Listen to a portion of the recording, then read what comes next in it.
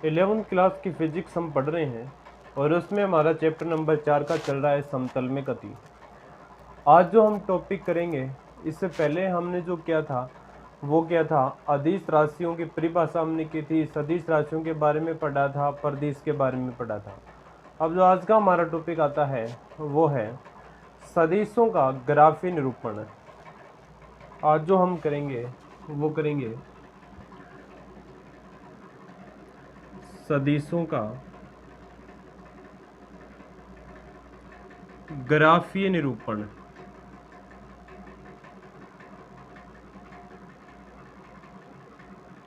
यानी कि सदिश हैं, जैसे कि अपने पास दूरी भी एक सदिश राशि है, तो दूरी को हम किस प्रकार से हम प्रदर्शित करेंगे कि हमें ये पता चल जाएगा कि हाँ ये सदिश राशि है। तो किस प्रकार से हम प्रदर्शित करेंगे सदिशों को, वो हम इस टॉपिक में देखेंगे। तो देखना क्या करते हैं, हम ये मान लेते हैं कि माना ए कोई भौतिक राशि है,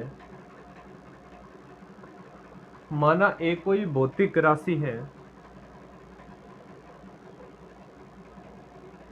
जो सदिश है।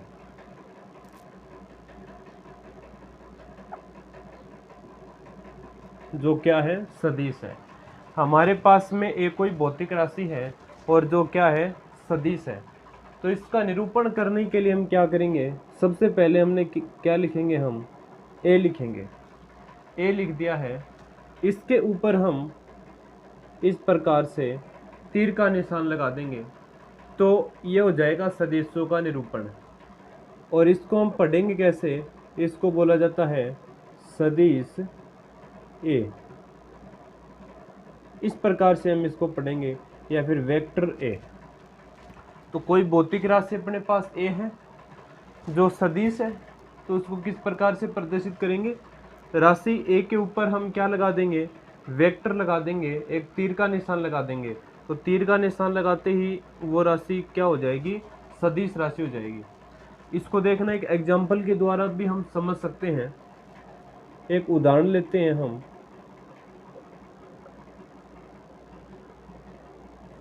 इसके लिए एक एग्जाम्पल है वो लेते हैं। माना सदिश ए एक विस्थापन सदिश है, विस्थापन सदिश है। जो अपने पास सदिश ए है एक विस्थापन सदिश है, क्योंकि जो विस्थापन हमें पता है कि सदिश राशि होती है। विस्थापन है कौन सी राशि होती है, एक सदिश राशि होती है। ठीक है, अब देखना अगर आगे हम पढ़ें तो जो सदिश राशि होगी उसमें परिमाण भी होगा और दिशा भी होगी। तो मान लेते हैं जो ए वेक्टर है वो है 5 मीटर पूर्व, 5 मीटर पूर्व। तो ये जो 5 मीटर है ये यहाँ पर क्या होगा, परिमाण। और ये जो पूर्व है ये यहाँ पर क्या है,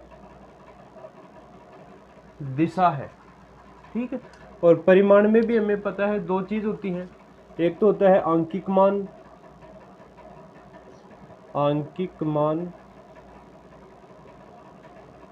प्लस मात्रक। परिमाण में दो चीजें होती हैं, एक तो आंकिक मान होता है, एक मात्रक होता है। आंकिक मान का तो मतलब है यहाँ पर 5 और मात्रक का मतलब है मीटर। तो आंकिक मान प्लस मात्रक दोनों को संयुक्त रूप से हम बोल देते हैं परिमाण। और ये पूर्व है यहाँ पर इसकी दिशा। तो हम इसको प्रदर्शित है वो किस प्रकार से करेंगे, देखना। इस प्रकार से बनाएंगे, ऊपर की दिशा में, ऊपर की तरफ तो हमें पता है होता है उत्तर, नीचे की तरफ होता है दक्षिण, और जो दाएं हाथ की तरफ होता है वो होता है पूर्व, और जो बाएं हाथ की तरफ होता है वो होता है पश्चिम। हम इनके बीच की दिशा भी लिख सकते हैं। अगर लिखना चाहो तो, वैसे ज़रूरत भी नहीं है बीच की दिशा की। ये जो दिशा होगी ये होगी उत्तर पश्चिम, ये जो दिशा होगी ये होगी उत्तर पूर्व, ये जो दिशा होगी इसकी ये होगी पूर्व दक्षिण, और ये दिशा होगी दक्षिण पश्चिम।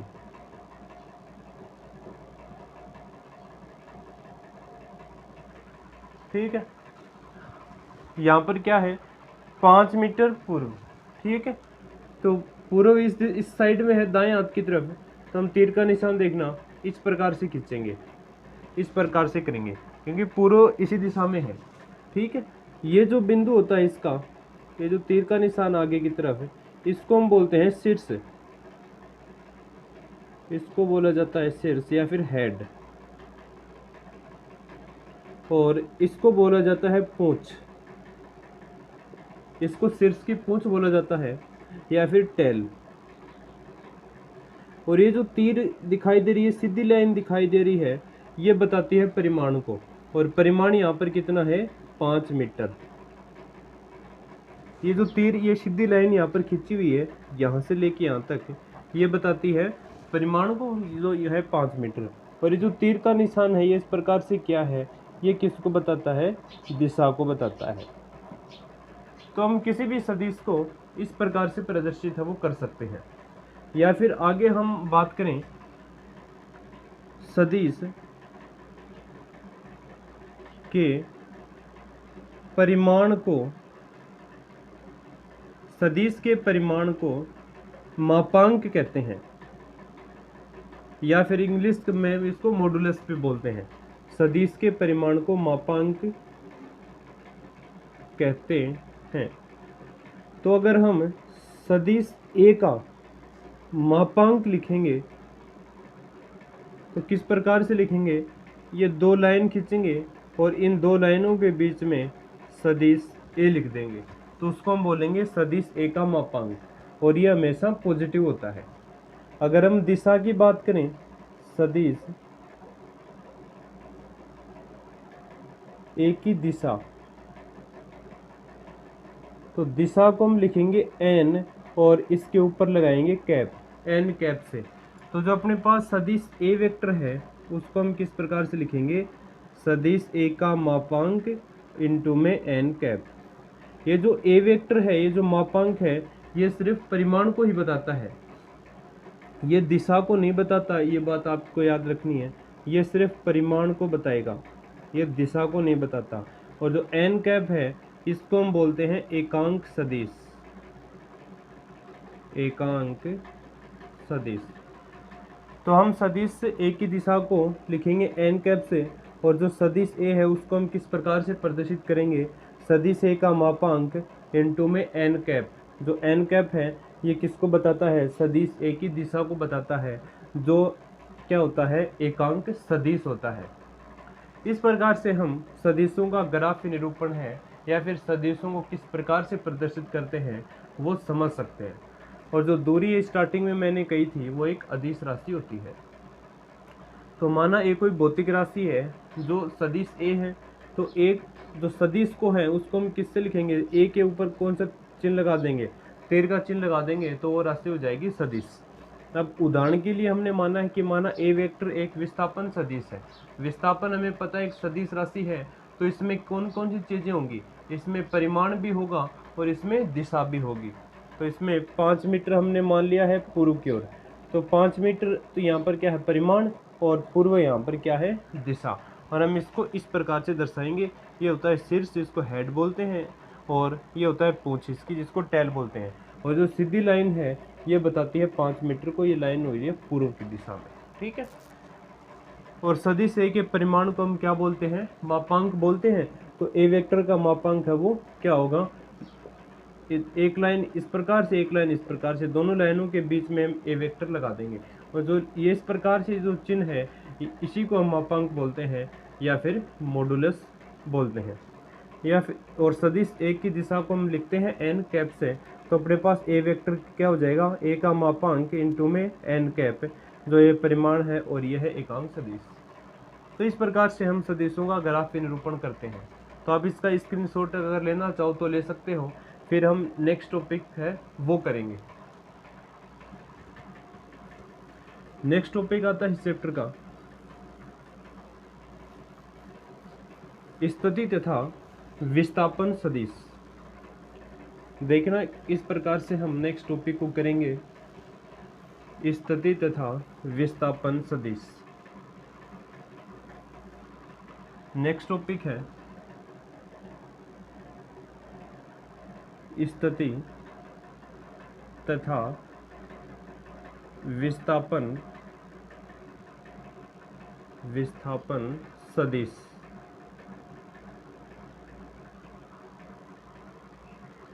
स्थिति तथा विस्थापन सदिश। सबसे पहले हम बात करते हैं स्थिति सदिश की। स्थिति सदिश,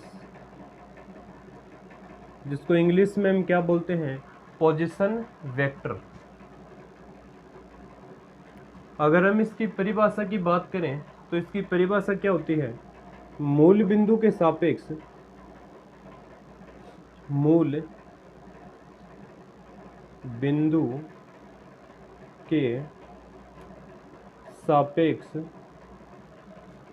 किसी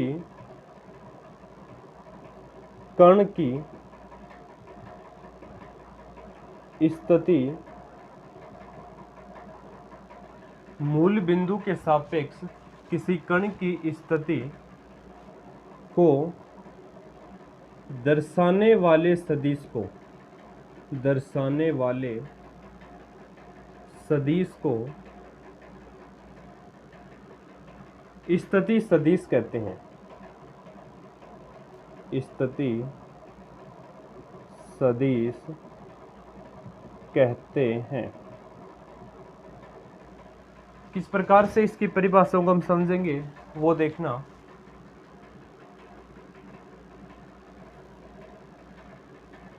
ये अपना एक त्रिविमीय निर्देशांक है। ये तो है एक्स एक्सिस, ये है वाई एक्सिस और इसको बोलते हैं जेड एक्सिस, और ये इसका क्या है, मूल बिंदु है जिसको हम लिखते हैं ओ से। और जो मूल बिंदु के निर्देशांक होते हैं वो क्या होते हैं, 0 0 और 0 होते हैं। ठीक है, इस त्रिविमीय निर्देश तंत्र में हमारे पास में कोई बिंदु है P, कोई बिंदु P है जिसके निर्देशांक क्या है, x y और z है। तो इस बिंदु P की स्थिति को हमें दर्शाना है। किस प्रकार से हम दर्शाएंगे, उसी को हम बोलते हैं स्थिति सदिश। तो ये मूल बिंदु है, मूल बिंदु के सापेक्ष किसी कण, ये कण है, ये जो P है ये कण है, इसको जो दर्शाने वाले सदिश को हम बोलेंगे स्थिति सदिश। तो इसको दर्शाने के लिए हम क्या करेंगे, मूल बिंदु O से P तक की एक लाइन है वो खींच देंगे, और इसको किससे दर्शाएंगे, याद रखना यहाँ पर हम लगाएंगे वेक्टर। जो तीर का निशान है ना, ये तीर का निशान लगाएंगे, तभी हमें पता चलेगा कि ये स्थिति को दर्शा रहा है। तो OP है ना, OP वेक्टर, ये ही क्या होगा, स्थिति सदिश होगा। और या फिर हम इसको किससे दर्शा सकते हैं, R वेक्टर से दर्शा सकते हैं। ठीक है, और एक बात ये याद रखनी है, दूसरी बात है कि जो x x की दिशा में जो अपना एकांक सदिश होता है वो होता है I कैप होता है। y x की दिशा में एकांक सदिश होता है j कैप, और जो z x की दिशा में एकांक सदिश होता है I j, और ये होता है k कैप। यहाँ पर हम लिख देते हैं x x की दिशा में, x x की दिशा में एकांक सदिश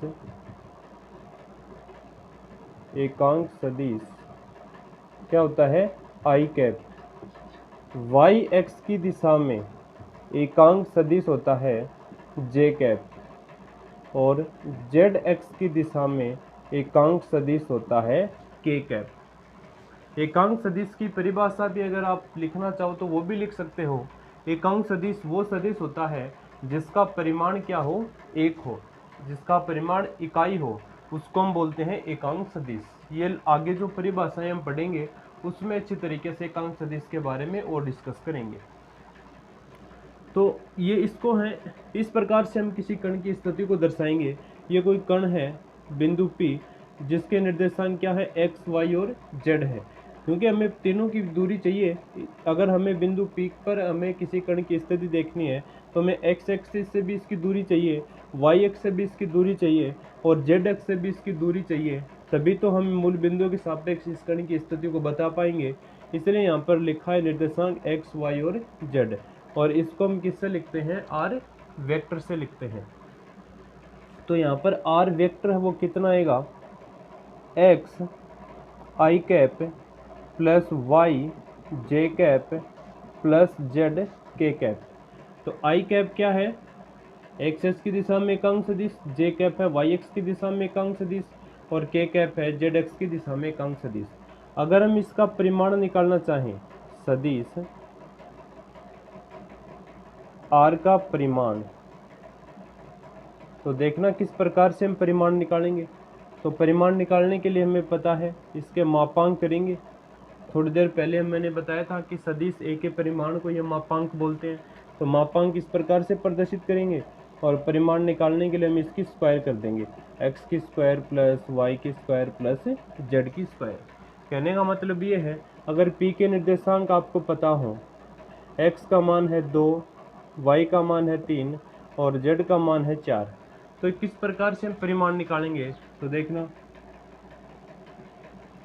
x की स्क्वायर, तो x का मान यहाँ पर 2 है, तो 2 की स्क्वायर प्लस y की स्क्वायर यानी कि 3 की स्क्वायर और यह है 4 की स्क्वायर।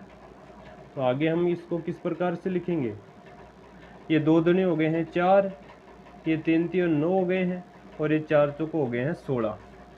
तो जो r वेक्टर इक्वल टू देखना कितना आ गया है, ये है 16 और 4 हो गए हैं 20 और प्लस में कितना है 9।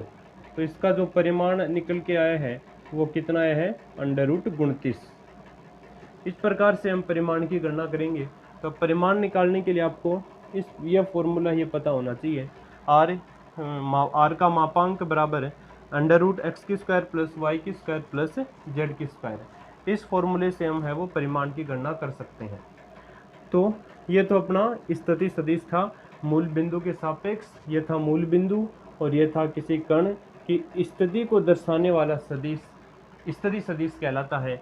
और इसको हम किससे प्रदर्शित करते हैं, r वेक्टर से प्रदर्शित करते हैं। तो r वेक्टर से हमने इसको प्रदर्शित कर दिया है। और जो x x है इसकी दिशा में एकांक सदिश होता है i कैप, y x की दिशा में होता है j कैप और z x की दिशा में होता है k कैप। तो सदिश जो r वेक्टर है उसको हम इस प्रकार से दर्शाएंगे, r vector equal to x i cap plus y j cap plus z k cap. तो ये अपना टॉपिक था स्थिति सदिश।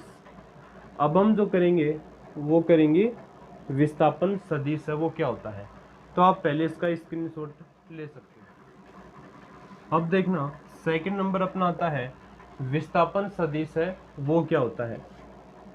विस्थापन सदिश,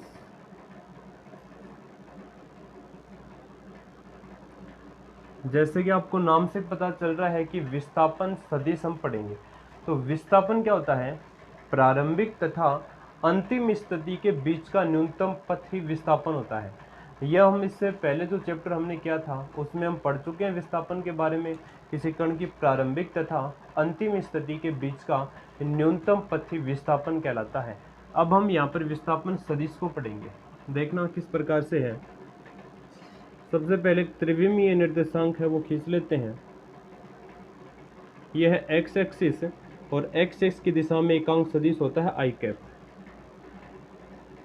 और यह है वाई एक्सिस और वाई एक्स की दिशा में एकांक सदिश होता है जे कैप, और यह है जेड एक्सिस और इस एक्स की दिशा में एकांक सदिश होता है के कैप। यह है अपने पास मूल बिंदु, इसके निर्देशांक 0 0 और 0 होते हैं।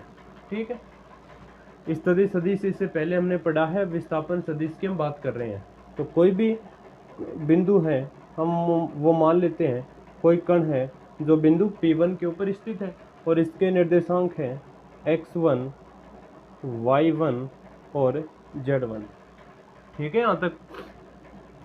इसको हम दर्शाएंगे कैसे, इसके लिए मूल बिंदु को हम इससे मिला देंगे और ये है तीर के निशान के द्वारा हम इसको दर्शाएंगे। इम्पोर्टेंट बात आपको ये याद रखनी है, तीर का निशान लगाना है वो ज़रूरी है। यहाँ पर हम लिख देते हैं इससे जो एक विस्तृत सदिश है इसका वो है r1 वेक्टर। ठीक है यहाँ तक। अब कुछ समय पश्चात ये जो कण है ये बिंदु P1 से बिंदु P2 पर पहुँच जाता है और इसके जो स्थिति निर्देशांक है वो जाते हैं x2, y2 और z2। ठीक है, तो इसको भी हम किससे दर्शाएंगे, स्थिति सदिश के द्वारा दर्शाएंगे मूल बिंदु से। और ये जो दूरी है इसको हम लिख देते हैं r2 कैप, यानी कि जो r1 है वो हमारा क्या है x1 i cap plus y1 j cap plus z1 k cap. ठीक है, अभी थोड़ी देर पहले बताया है। और जो r2 है वो क्या है x2 i cap plus y2 j cap plus z2 k cap. ठीक है, यहाँ तक हम पढ़ रहे हैं विस्थापन सदिश। विस्थापन सदिश क्या होता है, प्रारंभिक तथा अंतिम स्थिति के बीच का न्यूनतम पथ। तो प्रारंभ कहाँ हुआ था, बिंदु P1 से, और अंतिम स्थिति क्या है, बिंदु P2 है। तो प्रारंभिक और अंतिम स्थिति के बीच का ये जो न्यूनतम पथ है इसको हम बोलते हैं विस्थापन सदिश।